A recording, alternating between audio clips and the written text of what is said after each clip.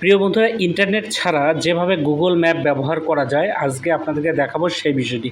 কথা না বলে চলে যাব সরাসরি গুগল ম্যাপে।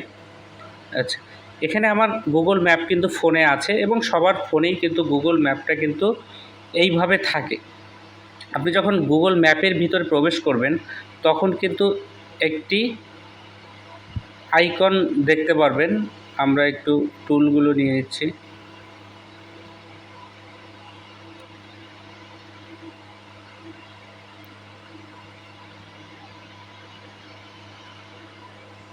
আচ্ছা, এই অপশনটিতে এই অপশনটিতে যদি আপনি একটা ক্লিক করে দেন তাহলে কিন্তু আপনার কাছে এরকম একটি ইন্টারফেস চলে আসবে।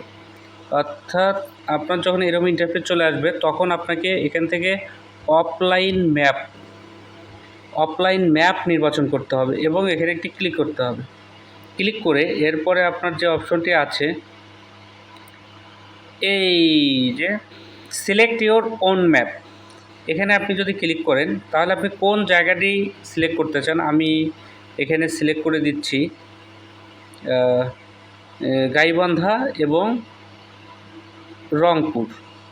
সিলেক্ট করে এখানে 70 MB 45 MB আমি এখন এটি আপনারা এটা জুম ইন জুম আউট করে এটি কিন্তু আপনারা ডাউনলোড করে নিতে হবে আপনাদেরকে।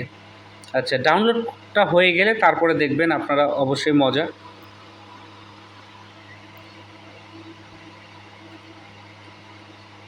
ডাউনলোড হচ্ছে, একটু ধৈর্য সহকারে থাকবেন।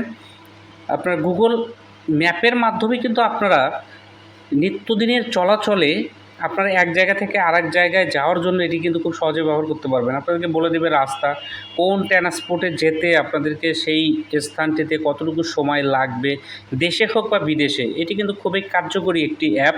তো এজন্য যদি আপনার ফোনে নেট না থাকে আপনি কিভাবে গুগল ম্যাপটি ব্যবহার করবেন সেই বিষয়টি যদি আপনার জানা থাকে তাহলে কিন্তু অনেক সুবিধা হবে।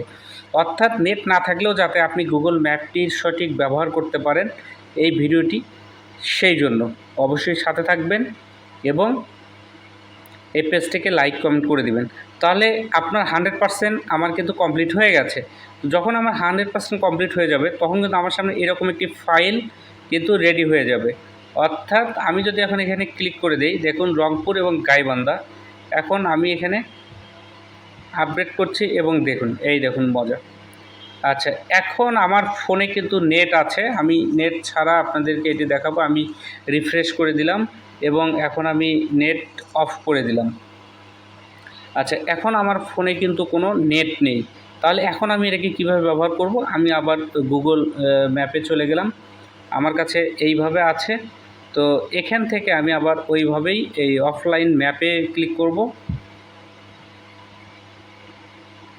অফলাইন ম্যাপ থেকে এটা আমার ডাউনলোড করা অপশন।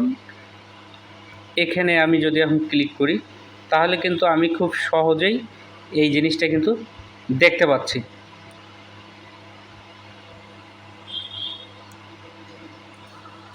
এই যে ডিরেকশন। আচ্ছা, এই যে রাস্তা কীভাবে 1 hours 55 minute 76 kilometre Rangpur to Gaibandha. এই যে আমার কিন্তু এখন নেট নেই, আপনারা দেখতে পাচ্ছেন আমার কিন্তু দুইটি নেটেই বন্ধ। তারপরেও কিন্তু আমি আমার লোকেশনটা কিন্তু আমি কিভাবে যাব আমি কিন্তু সেটা দেখতে পাচ্ছি।